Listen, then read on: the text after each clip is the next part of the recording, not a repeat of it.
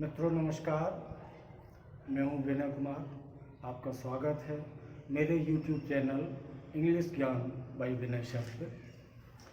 पिछली वीडियो में मैंने आपके साथ डिस्कस किया था कि जब हम ट्रांसलेशन शुरू करेंगे, हिंदी से इंग्लिश बनाने की कोशिश करेंगे, तो हमें सब्जेक्ट, वर्ब, ऑब्जेक्ट और अदर वर्ब को समझना पड़ेगा। तो कल हमने आपके साथ चर्चा किया कि सब्जेक्ट क्या है, हम कैसे पहचानेंगे, और वर्ब आपको पता ही है, मोस्टली जानते हैं कि हिंदी के वाक्य में अंत में आता है और इंग्लिश के वाक्य में वर्ब हमेशा सब्जेक्ट के बाद आता है। तो आइए देखते हैं इसको। ये है वर्ब, ठीक है ना। वर्ब हमें देखना है कि वर्ब कहाँ पर आता है। पहले हम बात करते हैं कि हिंदी के वाक्य में वर्ब कहाँ पर आता है। तो यहाँ पर हम नोट कर लेंगे हिंदी, ठीक है ना, और यहाँ पर हम नोट कर लेंगे इंग्लिश, कि इंग्लिश के वाक्य में वर्ब कहाँ पे आता है। हिंदी में हम उसको क्रिया बोलते हैं, इंग्लिश में वर्ब बोलते हैं, बस इतना सा फर्क है। तो पहले हम देखेंगे यहाँ हिंदी वाले की, इसकी बात करेंगे कि वर्ब कहाँ पर आता है, ठीक है ना। यहाँ थोड़ा सा लिख लेंगे, हिंदी के वाक्यों में, हिंदी के वाक्यों में क्रिया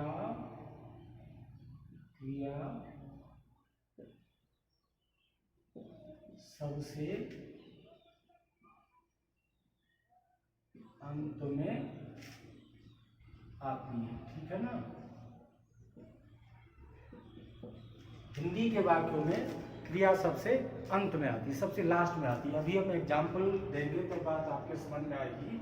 और यहाँ पर बात है कि अंग्रेजी के वाक्यों में कहाँ पर होगी, क्या करेंगे, उसको कैसे समझेंगे।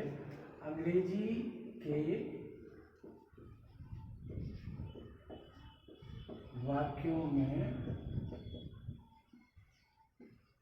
वर्ब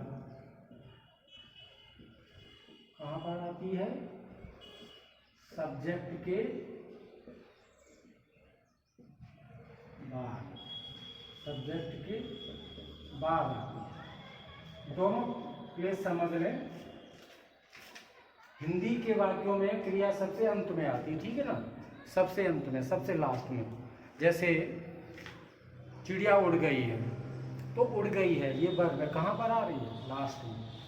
अंग्रेजी के वाक्यों में वर्ब सब्जेक्ट के बाद आती है। मैं बता चुका हूँ आपको कि सब्जेक्ट सबसे पहले आता है। तो अगर सेंटेंस इंग्लिश का है तो सब्जेक्ट के तुरंत बाद आपकी वर्ब आती है।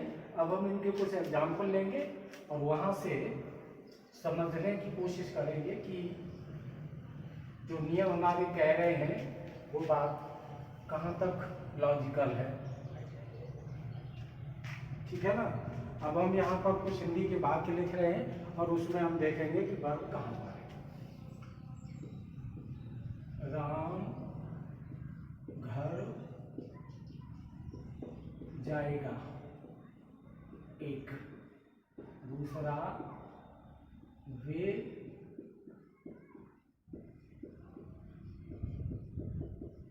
आ गए हैं। तीसरा, शीला पत्र लिख चुकी है, ओके। फोर्थ,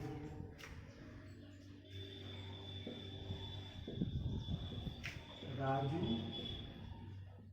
सो रहा था। यहाँ पर हमने केवल 4 सेंटेंस लिए हैं डिस्कस करने के लिए। तो एक बार फिर से रिवाइज करते हैं जो हमने आपको बताया कि हिंदी के वाक्यों में जब हम ट्रांसलेशन करेंगे तो वर्ब हमें कहाँ मिलेगा, हिंदी के वाक्यों में वर्ब मिलेगा लास्ट में। कहाँ मिलेगा, लास्ट में। अब यहाँ इन चारों में हम क्या खोज रहे हैं, इस समय हम इन चारों में क्या खोज रहे हैं, वर्ब खोज रहे हैं। तो राम घर जाएगा, जाएगा, वर्ब क्या हुआ, जाना। कहाँ पर आया, लास्ट में। वे आ गए हैं, वे आ गए हैं, इसमें आ गए हैं, इसमें भी लास्ट में आ रहा वर्ब क्या होगा, आना, ठीक है ना। शीला पत्र लिख चुकी है, शीला पत्र लिख चुकी है, तो पत्र का यहाँ कौन सा काम है, लिख चुकी, माने यहाँ पर लिखना, ठीक है ना। कहाँ आया, लास्ट में। राजू सो रहा था, सो रहा था, सो रहा था, वर्ब क्या होगा, सोना, कहाँ पर आ रहा है, लास्ट में। तो इस प्रकार से आप अनेक वाक्यों को देख सकते हैं कि उन वाक्यों में वर्ब कहाँ पर आ रही है। अब हम देखेंगे इसके बाद में कि अंग्रेजी के जो सेंटेंस हैं उनमें वर्ब कहाँ पर आती है। अभी अकॉर्डिंग टू द रूल्स हमने आपको लिख के बताया था कि अंग्रेजी के सेंटेंसेस में वर्ब हमेशा सब्जेक्ट को फॉलो करती है, सब्जेक्ट के बाद आती है। तो इसके भी 2-4 वाक्य देख लेते हैं ताकि पूरी बात समझ में आ जाए, ठीक है ना। उसके बाद हम नेक्स्ट स्टेप पे जाएंगे जो ऑब्जेक्ट का है। अब यहाँ हम देखेंगे अंग्रेजी के कुछ वाक्यों को। शी राइट्स ए लेटर, एक। दूसरा, they have reached the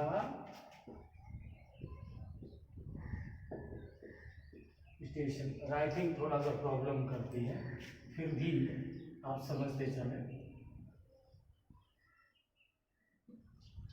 We are playing, है ना। Fourth, this is a crowd, ठीक। यहाँ पर भी हमने 4 सेंटेंस लिए और यहाँ पर बेटा हमको देखना क्या है, हम क्या ढूंढेंगे, यहाँ पे वर्ब ढूंढेंगे। क्या ढूंढेंगे, वर्ब। इन 4 सेंटेंस में ढूंढेंगे तो 4 से आइडिया लग जाएगा कि वर्ब को किस प्रकार से खोजते हैं। सी राइट्स ए लेटर, मैंने क्या बोला था, वर्ब कहाँ मिलेगा, अंग्रेजी के सेंटेंस में वर्ब कहाँ मिलेगा, सब्जेक्ट के बाद में। सी सब्जेक्ट है, राइट्स हमारा वर्ब हो गया, मिला ना, सब्जेक्ट के बाद में, ये हमारा सब्जेक्ट है। They have reached the station, way station पहुंच गए हैं। दे ये सब्जेक्ट है और हैव रीच्ड ये हमारा वर्ब हो गया, ये भी सब्जेक्ट के बाद में है। वी आर प्लेइंग ये सब्जेक्ट है और आर प्लेइंग ये हमारा वर्ब हो गया। अब आप ये नहीं कह सकते कि ये लास्ट में आया, ये छोटा सा वाक्य है, अगर इसमें ऑब्जेक्ट होता और अदर वर्ड्स होते तो ये इसके आगे भी कुछ लिखा जाता है। कहने का मतलब वर्ब हमेशा सब्जेक्ट के बाद आएगी। नेक्स्ट एग्जांपल देखते हैं कि हमारा है दिस इज ए क्रो, यहाँ पे दिस क्या है, सब्जेक्ट है, दिस क्या है, सब्जेक्ट, और दिस के बाद में ये हमारा क्या आ रहा, वर्ब। तो आपने कुछ एग्जांपल के साथ देखा कि अंग्रेजी के वाक्यों में वर्ब हमेशा सब्जेक्ट के बाद आता है और हिंदी के वाक्यों में जब हम इसको क्रिया कहते हैं तो ये हमेशा वाक्य के अंत में आती है।